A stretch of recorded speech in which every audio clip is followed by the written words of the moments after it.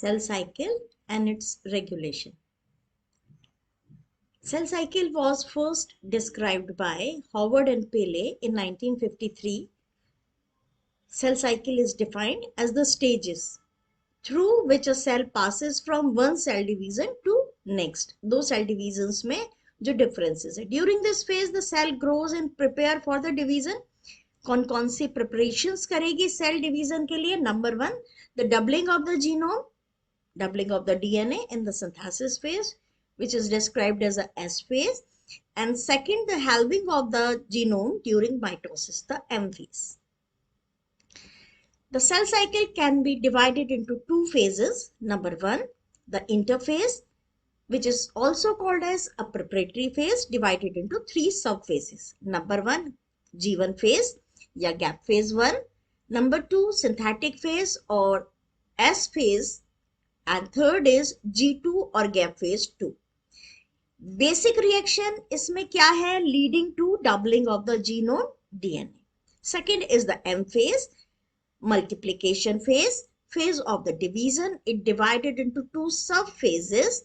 Number 1, karyokinesis, and second is cytokinesis. The karyokinesis means the nuclear division. It can also divided into 4 sub-phases called as prophase, metaphase, anaphase, and telophase. Whereas cytokinesis or division of the cytoplasm, it leading to the halving of the genome, passing into the daughter cells. Daughter cell में ये characters चले जाते हैं. इस diagram से हम इसको explain कर सकते हैं कि mitotic phase जो है इसके ठीक बाद में growth phase है जहाँ पे preparation है प्रोटीन की. synthetic phase में division है DNA का, और G2 phase में फिर से प्रिपरेशन है प्रोटीन्स की, और उसके बाद जो माइटोसिस है या सेल डिवीजन है वो हमें एक्टिविटी दिखाई देती है. जो सेल साइकिल है इसके जो बेसिक इवेंट्स हमें G1 फेज में दिखाई देंगे वो है number 1, the synthesis of the enzymes which is required for the DNA replication. Number 2, synthesis of the RNA needed for the transcription और translation. Number 3, the synthesis of the ATP. Number 4, the synthesis of the raw material. क्या क्या raw material चाहिए हमें DNA formation के लिए? Number 1, the pentose sugar, phosphoric acids and nitrogenases. इसमें हमें purines और pyrimidines दोनों की requirements रहेगी. किसके लिए? DNA duplication के लिए, which is seen in the S phase. बहुत सारी चीजें हमें इस phase में चाहिए, और सेल का जो साइज है वो यहाँ पे लगभग डबल हो जाता है. तो अब हमारी जो सेल है वो रेडी है सिंथेटिक फेज के लिए.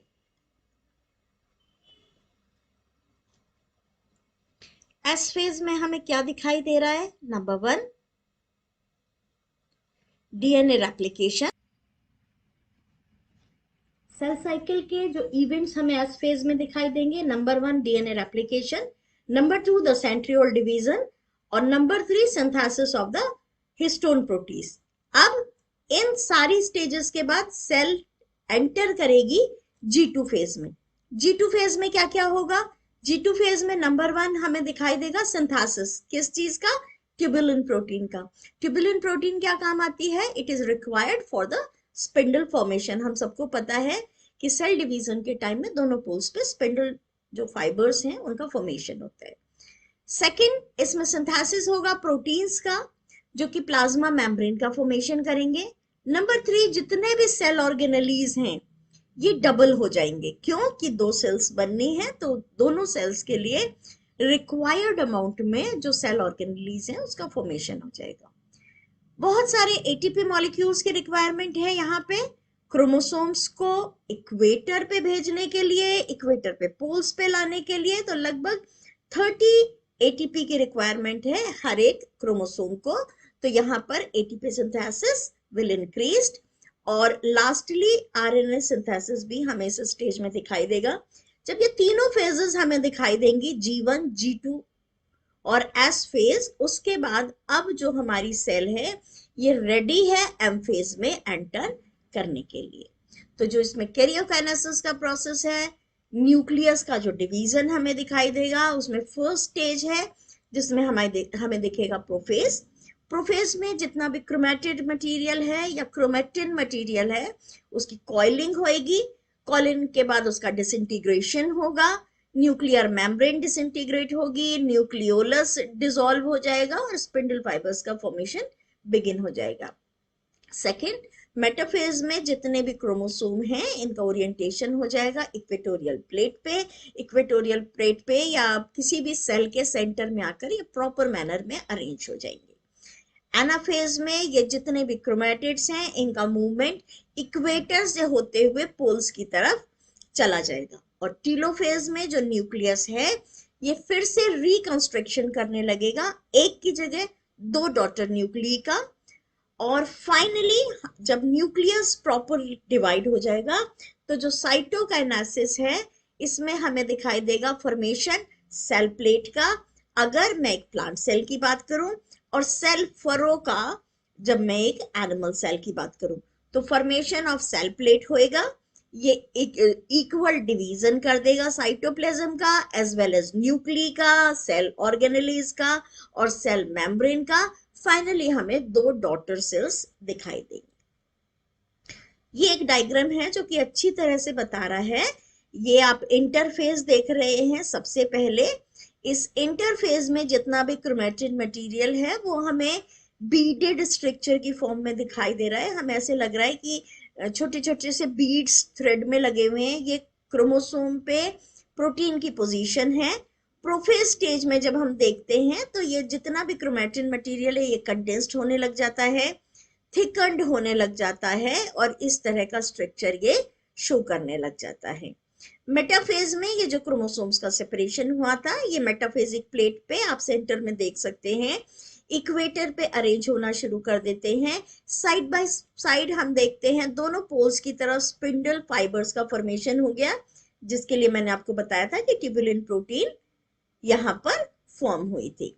नेक्स्ट एनाफेज में हमने देखा कि जो स्पिंडल फाइबर्स थे वो इन क्रोमोसोम्स को दोनों पोल्स की तरफ अट्रैक्ट करने लग जाते हैं और क्रोमोसोम्स इक्वेटोरियल प्लेट से मूव करके पोल्स पे जाकर सेट हो जाते हैं। टीलोफेज में हमने देखा सेंटर में एक फरो या प्लेट का फॉर्मेशन होता है जो कि 2 सेल डिवीजन के लिए रिस्पॉन्सिबल है।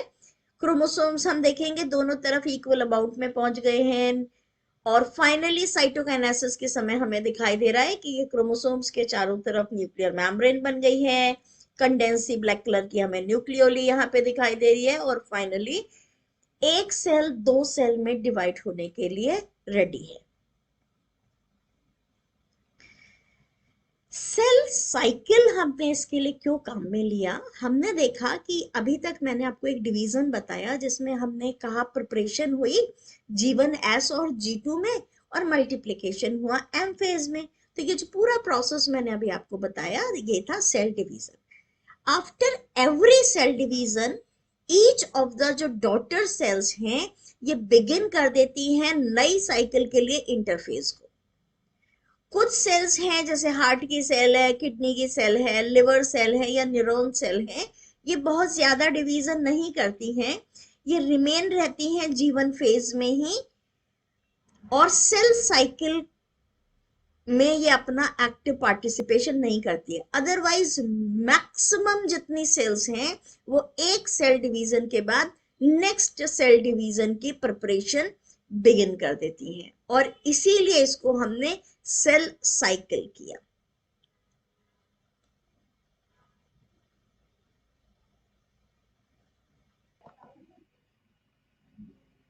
कुछ सेल्स मैंने आपको बताई जैसे हार्ट की, किडनी की, लिवर की या न्यूरॉन की सेल हैं। में G1 फेज तो हम देखने हैं लेकिन उसके आगे का डिवीजन नहीं होता, तो इसको हमने क्विसेंट फेज कहा। क्विसेंट फेज क्या है? जिसमें सेल डिवीजन तो एक बार स्टॉप हो गया लेकिन अदर एक्टिविटीज जो हैं वो कंटिन्यू हैं। जो एक्टिविटीज या ग्रोथ एंजाइम्स हैं, मल्टीप्लिकेशन है, ये सारी चीजें इसमें हमें दिखाई देती हैं। जब सेल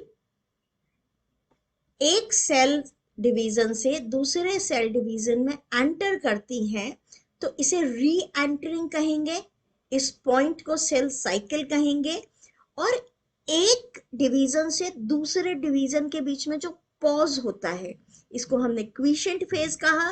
जिसको हमने G0 कहा, और ये बहुत इंपॉर्टेंट है किसी भी सेल साइकिल में। आप इसे रेस्टिंग फेज का भी या G0 का भी नाम दे सकते हैं। अभी मैं आपको ये सारी प्रोसेस बताने के लिए एक छोटा सा एनिमेशन दिखाती हूँ।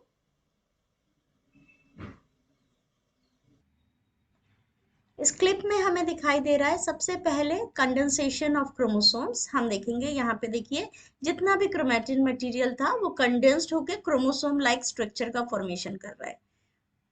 इंटरफेज से ये टर्न हुआ है प्रोफेज में।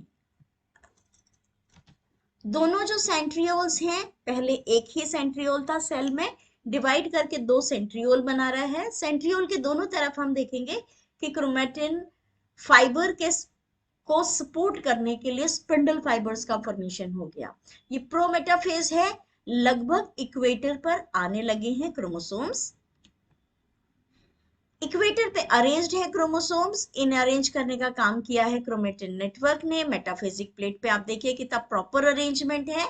और फाइनली ये जो क्रोमोसोम्स हैं ये पोल्स की तरफ मूव करते हैं, स्पिंडल फाइबर इन्हें लेकर आए हैं, और लगभग 2 सेल्स में इक्वल डिवीजन हो गया क्रोमोसोम्स का। सेंटर में हम ये देखते हैं कि सेल फरो का फॉर्मेशन हुआ, और इस सेल फरो के फॉर्मेशन के साथ एक्टिन और मायोसिन फिलामेंट्स जो हैं ये सेल मेम्ब्रेन का फॉर्मेशन कर रहे हैं, और फाइनली 2 सेल्स में इसका बहुत प्यारा सा डिवीजन हुआ। क्रोमेटिक नेटवर्क फिर से अपनी प्रीवियस फॉर्म में आ गए, दोनों प्लाज्मा मेम्ब्रेन सेपरेट हो गई। न्यूक्लियस के डिवीजन के ठीक बाद जो साइटोप्लाज्म है उसका भी डिवीजन हो गया। अब क्या कंसंट्रेशन रहती है डीएनए की ड्यूरिंग दिस फेज में? तो हमने अभी स्टेजेस की बात करी है G1, S, G2 और M फेज की। G1 फेज में ग्रोथ हुई प्रोटीनियस मैटर की। यहाँ पर आप देखिए डीएनए की कंसंट्रेशन बिल्कुल चेंज नहीं है, स्टेबल है। ऊपर की तरफ जो राइट लाइन है ये इसे बता रही है। सिंथेटिक फेज में स्टार्टिंग में इनिशियल फेज है, इनिशियल फेज में डीएनए की कंसंट्रेशन नहीं बढ़ी है, लेकिन 2C से ये कंसंट्रेशन आप S फेज के एंड में जाके देखिए 4C हो गई है, यानी doubling of genetic material DNA यहाँ पे हो गया है। G2 फेज में ये स्टेबल है, और मल्टीप्लिकेशन फेज में स्टार्टिंग में नंबर ऑफ क्रोमोसोम मेंटेन थे, लेकिन आखिर तक जाते जाते ये फिर से दोनों सेल में इक्वल डिवीजन हो गया है क्रोमेटिन मटेरियल का। और G1 के बाद S फेज, S फेज के बाद G2 फेज, मल्टीप्लिकेशन फेज, और फिर से G1 फेज जब आई है तो फिर से जो कंसंट्रेशन ऑफ डीएनए है ये मेंटेन हमें इस स्टेज में दिखाई दे रहा है। ये जो सेल साइकिल है, यानी एक बार सेल डिवीजन हुआ और दूसरी बार जो सेल डिवीजन होगा, इसको कौन कौन से फैक्टर्स हैं जो कि रेगुलेट कर देते हैं, इसी की स्टडी को हम रेगुलेशन ऑफ सेल साइकिल कहते हैं। सेल साइकिल अनचेक्ड मैनर में हमें कभी भी नहीं दिखाई देती है। जो सेल्स की प्रिपरेशन है ये रेगुलरली मॉनिटर की जाती है। कौन मॉनिटर करता है इसे? बहुत सारे रेगुलेटरी मॉलिक्यूल्स हैं जो कि इसको रेगुलरली चेक करते रहते हैं। इससे फायदा क्या है? इसमें सबसे पहले डिटेक्शन होता है डीएनए का। अगर डीएनए में कोई चेंजेस है, सिंगल न्यूक्लियोटाइड में भी कोई चेंजेस है, तो इसमें रिपेयरिंग की जाती है इस जेनेटिक मटेरियल की। और अगर कोई जेनेटिक डैमेज हो गया है तो इसका अनकंट्रोल्ड सेल डिवीजन ना हो, इसको भी मेंटेन किया जाता है। तो बेसिक हम इसमें 2 क्लासेस देखते हैं इन रेगुलेटरी मॉलिक्यूल्स की, जो कि हमारी सेल साइकिल को रेगुलेट करने का काम करती हैं। एक इसमें हम स्टडी करते हैं साइक्लिन प्रोडक्ट्स की, और एक हम इसमें स्टडी करते हैं काइनेजेस की, which are called as cyclin dependent kinases. Kinases speed increase करने का काम करते हैं। तो 2001 में जिनको मेडिसिन में और फिजियोलॉजी में नोबेल प्राइज मिला था, Leland Hartwell, Tim Hunt and sir Paul M Nurse, उन्होंने अपनी डिस्कवरी करी थी इन्हीं रेगुलेटर्स पे कि कौन कौन से फैक्टर्स हैं जो कि सेल साइकिल को कंट्रोल करने का काम करते हैं। तो नंबर 1 हमने बात करी थी साइक्लिन की। साइक्लिन किसको कंट्रोल करता है? G1 फेज को भी कंट्रोल करता है, which is called as D cyclin. S phase को जो चेक करता है वो कहलाता है साइक्लिन A एंड E, और जो M फेज को कंट्रोल करने का काम करता है दैट इज B साइक्लिन। जो इसके लेवल्स हैं वो हम देखते हैं कि जब सेल की ग्रोथ होती है उसके साथ में साइक्लिन जो मटेरियल है इसका जो लेवल है ये भी इंक्रीज होता है, और जैसे जैसे सेल साइकिल की अगली स्टेजेस आती हैं वैसे वैसे इनकी कंसंट्रेशन हमें कम दिखाई देती है। वेरस जो साइक्लिन डिपेंडेंट काइनेजेस हैं जो कि जो स्पीड है उसको मेंटेन करने का काम करते हैं, एनहांस करने का काम करते हैं, इनको हमने नाम दिया CDK 1, 2 एंड 4, और ये बैकवर्ड फॉर्म में काम करते हैं, यानी G1 फेज में काम करता है CDK 4, S फेज में वर्किंग कंडीशन में रहता है CDK 2, और M फेज में काम करता है CDK 1।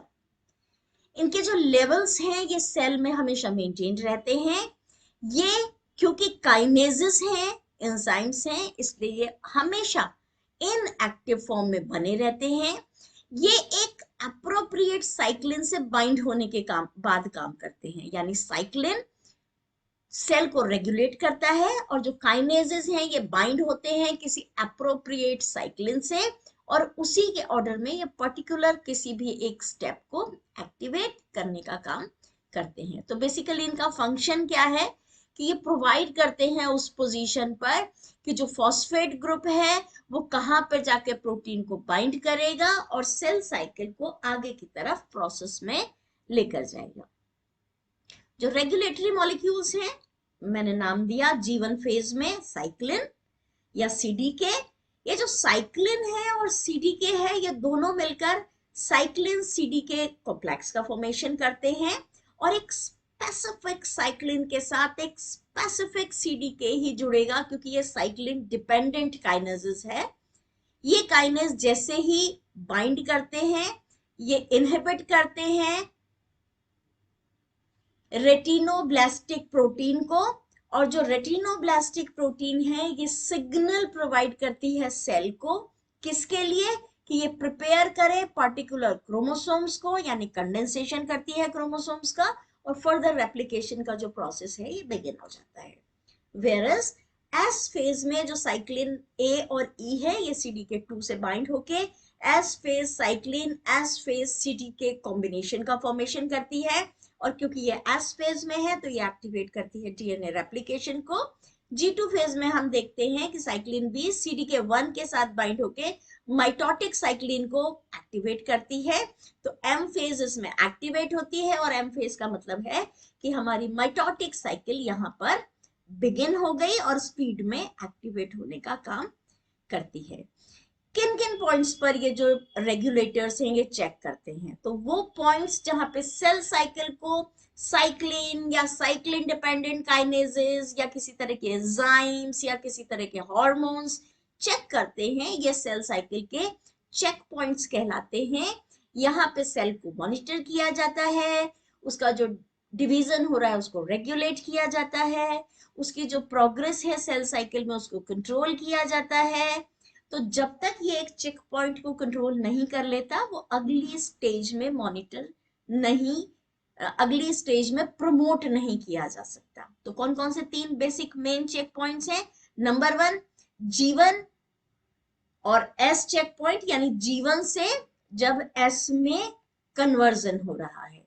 नंबर 2 G2 फेज से जब M फेज में चेकआउट हो रहा है, दोनों की इंटरमीडिएट पोजीशन की DNA कितना बना, DNA किस प्रोपोर्शन में बन चुका है, अगर नहीं बना है तो उस स्टेज में पॉज किया जाएगा। और फाइनली APC या C चेक पॉइंट जहां पर जो प्रोलिफरेशन हो गया है और माइटोसिस होनी बिगिन हो गई है, कब कब इसे प्रोफेज, मेटाफेज, एनाफेज और टीलोफेज में मूव किया जाएगा। अब जो पहला मैंने आपको फेज बताया कि G1 और S फेज है, जो कि ग्रोथ तो हो गई, G1 फेज में ग्रोथ हो गई सारे प्रोटीन्स की, लेकिन अभी भी बिगिनिंग ऑफ DNA रेप्लिकेशन नहीं हुआ है।